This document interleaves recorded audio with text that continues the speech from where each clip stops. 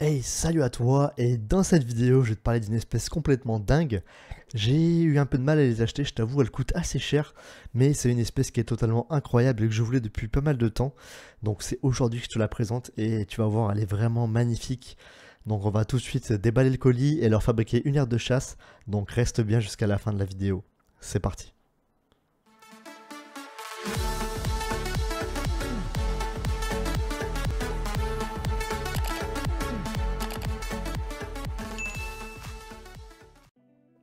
Et rejoins-nous sur Discord. Like, partage, abonne-toi.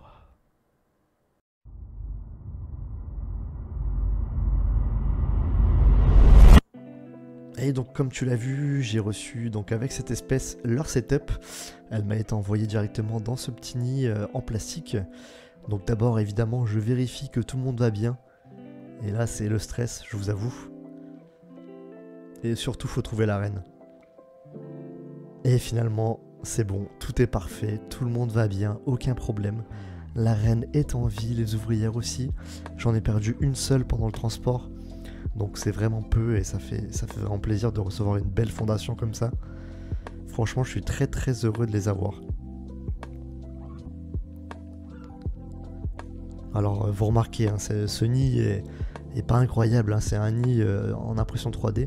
Donc c'est pas le meilleur pour cette espèce là, mais bon, on va dire que ça a bien fondé dedans. Donc pour l'instant, elles vont y rester un petit peu le temps que je trouve mieux.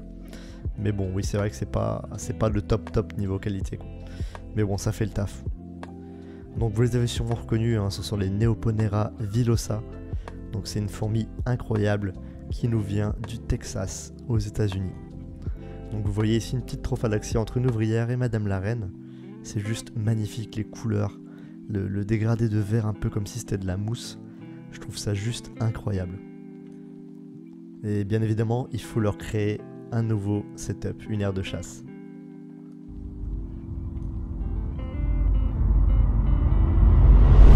Donc pour le moment, rien de plus simple, on va faire quelque chose d'assez basique, mais qui fonctionne plutôt bien. J'ai pris une petite boîte en acrylique, j'ai percé deux trous, un pour connecter le nid et l'autre pour les débrancher un jour si jamais je veux les déménager. Donc vraiment un truc tout simple, mais qui fera vraiment l'affaire. Dedans j'ai mis des cailloux, des columboles, j'ai également mis de la terre de coco sur le côté. J'ai rajouté un petit mélange de chez Ant Center, donc un mélange de terre, avec du sable, des petites décorations évidemment pour rendre ça un peu joli, des morceaux de bois pour les laisser grimper et un peu découvrir la hauteur. Et puis on va rajouter tout simplement les abreuvoirs, le couvercle et c'est plutôt pas mal, hein. Je sais pas ce que t'en penses, laisse-moi un petit commentaire pour me dire comment tu trouves cette aire de chasse. Moi je la trouve plutôt sympa, franchement pour un truc provisoire, c'est plutôt cool, hein. Il y en a vraiment assez. Donc voilà ce que ça rend, franchement vraiment sympathique. Il n'y a plus qu'à les connecter. Regarde-moi encore ces petites beautés. Donc au niveau du couvain, comme tu vois, j'ai pas énormément de couvain, hein. Je devais avoir quelques larves et des œufs, pas plus que ça.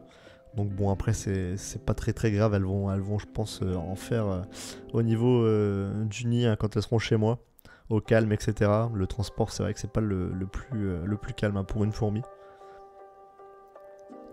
Pour parler un peu plus de cette espèce, du coup la Neoponera villosa, donc c'est une fourmi balle de fusil, hein, c'est une des plus grandes du Texas.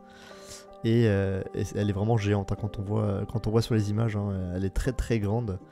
Et vraiment elle est impressionnante par ses couleurs et par son gastre comme ça en forme de balle de fusil. Franchement c'est assez cool à observer. Et comme elle est très grande, il n'y a pas besoin de lentilles macro ou autre, on les voit vraiment très bien. Bon par contre faut vraiment se méfier, hein. C'est une fourmi qui pique évidemment, donc faut pas trop y mettre les doigts non plus. Et je la recommande pas non plus aux débutants parce que c'est une espèce qui demande quelques conditions quand même. Mais bon en soi, c'est une fois qu'on a fait une ponérine, après il faut s'adapter, hein. Il faut juste beaucoup se renseigner, beaucoup regarder sur internet, sur YouTube, etc. pour avoir des informations. Mais en soi ouais, c'est une espèce complètement incroyable que je voulais, hein, qui vient comme je l'ai déjà dit des États-Unis. Donc pareil pour les températures, il faut vraiment se concentrer sur leur pays d'origine, hein, pour être sûr d'être dans le vrai. Donc voilà, moi actuellement chez moi elles sont à 27-28 degrés pour l'instant, c'est largement suffisant. Et on verra comment ça évolue, hein, et puis en fonction j'adapterai. Pour l'instant, comme je vous dis, elles vont rester dans ce petit nid en 3D. Hein. Je verrai plus tard pour leur faire un terrarium, mais pour l'instant, c'est pas prévu. Donc pour l'instant, elles vont rester là-dedans.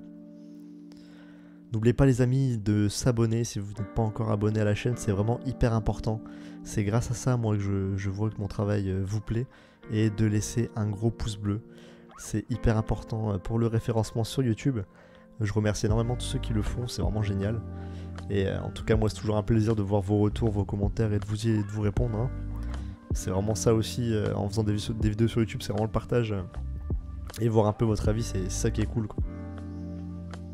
Je vous refais des petites images macro parce qu'elle est complètement dingue cette espèce. Franchement les couleurs, moi je suis complètement fan. Je sais pas vous mais moi je les adore.